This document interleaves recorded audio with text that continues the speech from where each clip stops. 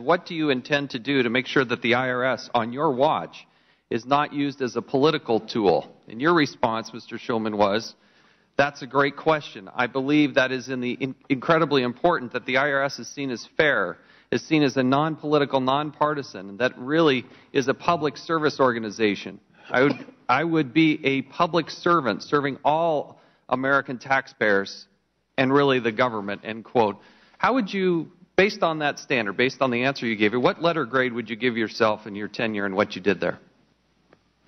Look, I tried every day to be a good leader and public servant. I'm asking you for a letter grade on your assessment of how you did there. There was clearly a breakdown in our determinations process. I know what you know letter grades are. You don't...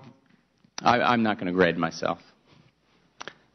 How, these 118 visits to the White House, did you ever have a discussion about the 501c4s?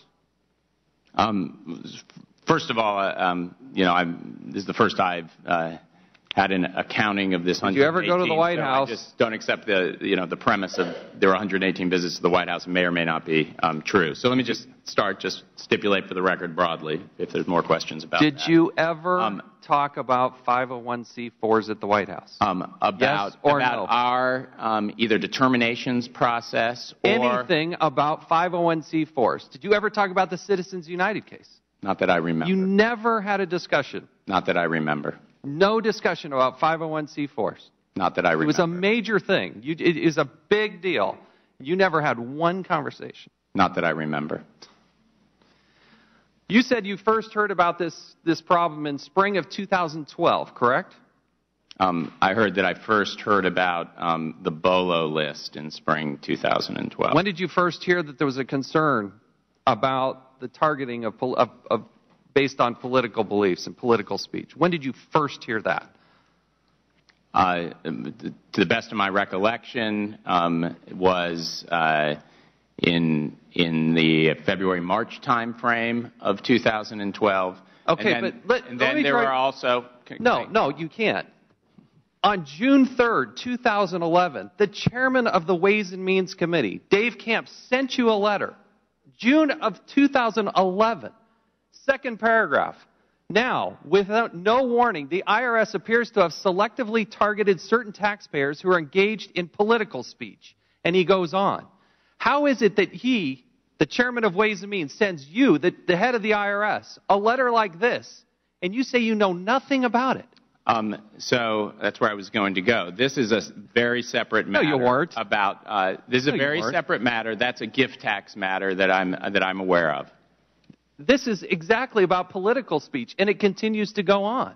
Then you hear from Charles Bustani, who sends a letter on October 6th requesting information about the tax-exempt sector. How is it that it takes you so long and that you say you don't know this? And Mr. Woolen, you said you took immediate action. What happens with all of these letters?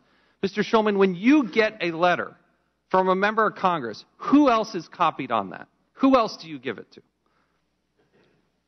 You're not the only one that sees this letter. Who do I give it to? Letters usually, as far as I know the process, go into our Congressional Affairs Office. They get farmed out to the appropriate staff who are subject matter experts to try to get the best answer. And does Mr. Woolen get copied on these? Not that I'm aware of. Does anybody at the Treasury Department get these outside the IRS? I really don't know. Does anybody get these letters at the White House? At the White House? At the White House. Not that I'm aware of. So when you get a letter from the chairman of the Ways and Means Committee, or the chairman of this committee, chairman of any, you're telling me that you have no idea where it goes and what happens to it.